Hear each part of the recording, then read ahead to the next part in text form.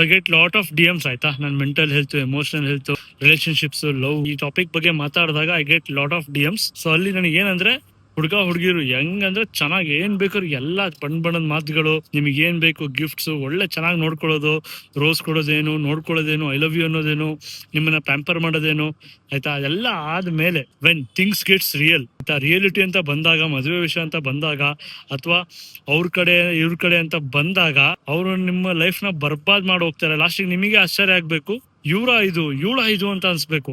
So ಹಾಗಾಗಿ never trust anybody online ಆಯ್ತಾ.